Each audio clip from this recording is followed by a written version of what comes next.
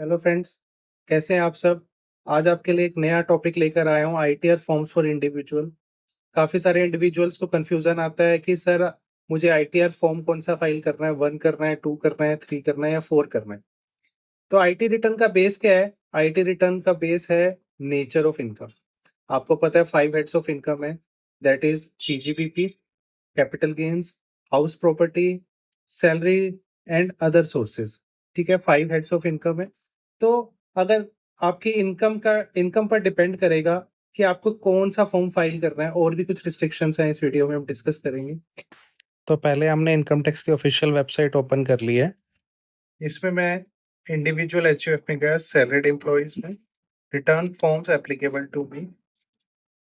तो सबसे पहला फॉर्म आता है मेरे पास ITR-1। इसका दूसरा नेम है सहज। मैं थोड़ा सा जूम कर देता हूँ आपके लिए। ITR-1 Sahaj applicable for individual only, but सब सारे इंडिविजुअल्स के लिए नहीं है, only resident individual, not all residents जिनकी total income from any of the sources is up to 50 lakh. So what is total income? Total income आप सबको पता है आफ्टर डिडक्शंस होती है। बिफोर डिडक्शन जो इनकम होती है वो ग्रोस टोटल इनकम होती है। उसके बाद कौन कौन से इसमें हेड्स आएंगे? Salary, pension, one house property. ध्यान रखना है यहाँ पर जिसकी एक ही हाउस प्रॉपर्टी से इनकम है उसको, उसके ऊपर ITR-1 एप्लीकेबल है, अदरवाइज नहीं है। नेक्स्ट इज अदर सोर्सेज के basic income, that is interest, family pension, dividends. Next is agriculture income up to ₹5,000। ठीक है, एग्रीकल्चर इनकम आपके 5,000 तक ही होनी चाहिए।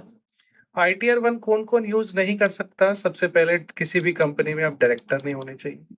देन आपके पास अनलिस्टेड, ध्यान रखना अनलिस्टेड टर्म यूज है, अनलिस्टेड इक्विटी शेयर्स नहीं होने चाहिए at any time during the previous year.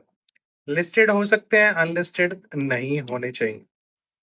Has any asset, आपके पास कोई एसेट नहीं होना चाहिए जो कि फॉरेन एसेट है। हैज एनी साइनिंग अथॉरिटी, जो आपकी फॉरेन में है।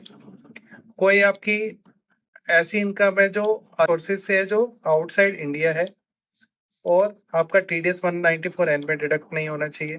आपके पास पेमेंट या डिडक्शन ऑफ टैक्स ना हो जो एसटी शॉप के ऊपर हो। अभी बेसिक यही समझते हैं, carry forward, brought forward losses ना हो आपके, या फिर आपकी टोटल इनकम 50 लाख से ज्यादा है, तो ये लोग ITR-1 फाइल नहीं कर सकते।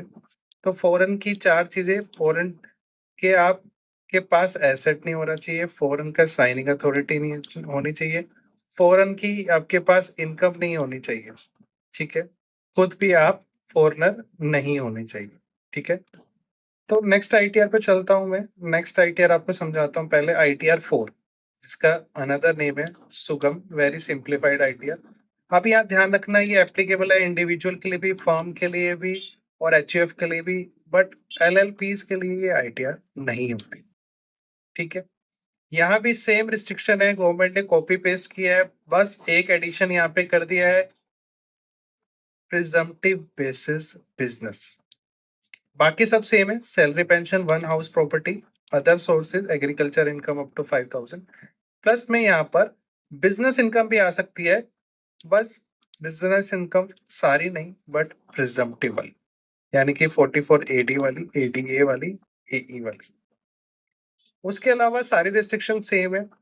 Director, unlisted equity share, foreign asset, foreign signing authority, foreign income and TDS, ESOP and brought forward losses, carry forward losses. Clear है ये आपको? नेक्स्ट ITR नंबर 2 पर चलते हैं। ITR number 2 applicable for individual and HUF, but आप 1 के लिए eligible नहीं हो। तो 1 के लिए एलिजिबल कौन नहीं होते? तो 1 के लिए एलिजिबल कौन नहीं होते? जैसे कि आप किसी कंपनी में डायरेक्टर हो, आपके पास अनलिस्टेड इक्विटी शेयर्स है, आप NOR हो, आप नॉन रेजिडेंट हो। ठीक है, तो ये जो सारी रिस्ट्रिक्शंस 1 की है, यहाँ पर सारी इंक्लूजन्स बन जाएंगे। बट यहाँ पर एक कंडीशन है, आपकी PGBP इनकम नहीं होनी चाहिए। क्लियर है? ITR नंबर 3, तो ये भी इंडिविजुअल HUF के लिए।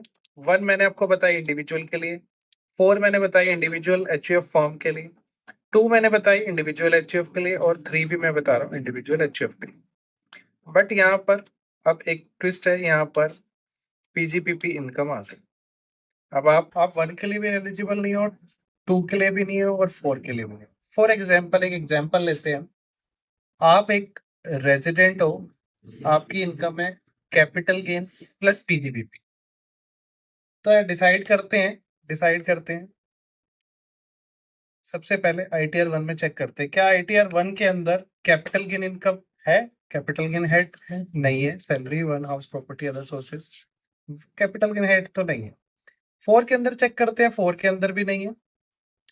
2 के अंदर चेक करते हैं, तो 2 के अंदर आपका कैपिटल गेन तो है, पर 2 के अंदर आपका पीजीबीपी नहीं है, तो यानी कि आपके ऊपर आईटीआर 3 एप्लीकेबल हो जाएगी। 3 के अंदर पीजीबीपी भी आ जाएगा और आपका कैपिटल गेन भी आ जाएगा। नेक्स्ट एग्जांपल लेते हैं। आपके पास इनकम है salary and other sources, but आप नॉन रेजिडेंट भी हो, तो आईटीआर 1 में नॉन रेजिडेंट आएगा? नहीं, बिल्कुल नहीं आएगा आईटीआर 1 के अंदर। 4 के अंदर देखते हैं, 4 के अंदर नॉन रेजिडेंट कवर्ड है? नहीं है कवर्ड। आईटीआर नंबर 2 पे चलते हैं। आईटीआर नंबर 2 पे नॉन रेजिडेंट कवर्ड है? बिल्कुल कवर्ड है। 2 में बिजनेस इनकम नहीं है, सैलरी इनकम आ जाएगी, अदर सोर्सेज भी आ जाएगी। बट 3 के अंदर चलते हैं। 3 के अंदर आपका बिजनेस इनकम है, सैलरी भी है, अदर सोर्सेज भी है, नॉन रेजिडेंट भी है। तो यहाँ पे 2 भी आ सकती है, 3 भी आ सकती है, बट कौन सी ज़्यादा अप्रोप्रिएट है? आईटीआर नंबर 2, क्योंकि 3 के अंदर बिजनेस इनकम होना मैंडेटरी है। तो गाइस, ऐसे हम डिसाइड करते हैं कि कौन सी आईटीआर हमें फाइल करनी होती है। तो अगर आपको कोई डाउट आता है इस वीडियो पे, तो आप इसे वीडियो पर कमेंट भी कर सकते हैं, या फिर मैं व्हाट्सएप नंबर दे रहा हूँ आपको स्क्रीन पर, आप मुझे पर्सनली व्हाट्सएप भी कर सकते हैं। Thank you very much guys, please like and subscribe.